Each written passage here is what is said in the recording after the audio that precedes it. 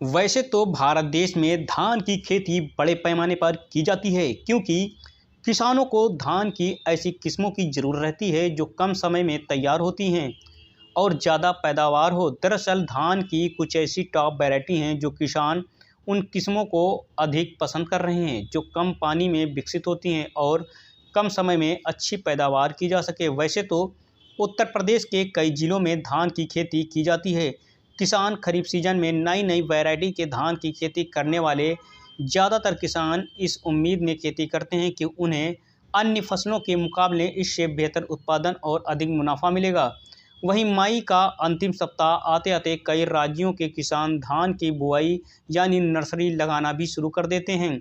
किसान ये भी चाहते हैं कि वे ऐसी किस्मों की खेती करें जिससे उनकी फसल जल्दी तैयार हो जाए और बढ़िया उत्पादन भी मिल सके। वहीं कृषि उपनिदेशक सरवर कुमार ने बताया, वैसे तो हमारे यहाँ कई ऐसी धान की वैरायटी हैं जो कम समय में अच्छी पैदावार की जा सकती है, जिनमें से एक पीआर। इस किस्म की खास बात यह है कि ये 115 से 120 दिनों में पककर तैयार हो जाती है। यही नहीं, इतने कम दिनों में इसका औसत उत्पादन 55 से 64 कुंटल प्रति हेक्टेयर मिलता है। वहीं दूसरी है पंथ 24 धान प्रजाति की। इस खेती खारी और सामान्य दोनों प्रकार की मिट्टी में की जा सकती है। ये ज़मीन पर तेज़ी से विकसित होती है। सूखे क्षेत्रों में तो इस प्रजाति की खेती और अधिक लाभदायक हो जाती है। उत्तर भारत के लिए ये प्रजाति बहुत ही अनुकूल है। वहीं तीसरी वैरायटी है संभौर मंसूरी। धान का औसत उत्पादन 65 से 70 कुंटल प्रति हेक्टेयर है। अधिकतम उत्पाद 122 कुंटल प्रति हेक्टेयर तक पाया गया है।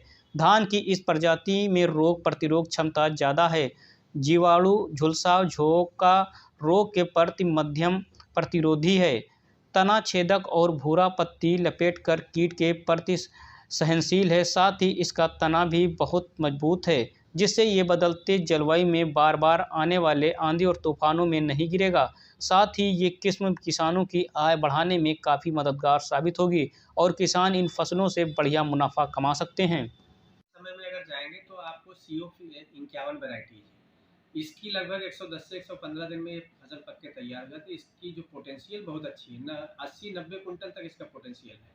अगर किसान भाई जिनको जैसे कि हमारा बागबानी में रिले क्रॉपिंग का ज़्यादा है कि एक फसल कटी उसके बाद दूसरी फसल लगा देते हैं, तो चूँकि 110 से 15 दिन की फसल है, तैयार हो जाती है, उत्पादन अच्छा मिलता है। और इसके बाद में गेहूँ की जो समय से बोने वाली किस्में बो सकते हैं।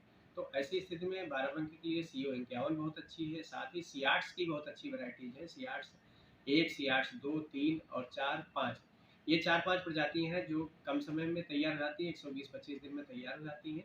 तो इनका भी पोटेंशियल बहुत अच्छा है। इनको भी किसान भाई जो है लगा के कर सकते हैं। साथ ही एनडीआर की है 2064 है, 2065 है।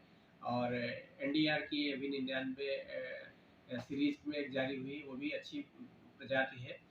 इन प्रजातियों को भी किसान कर सकते हैं। साथ ही और पीआर की कई वैरायटीज हैं। पीआर 126 है, पीआर 128 है।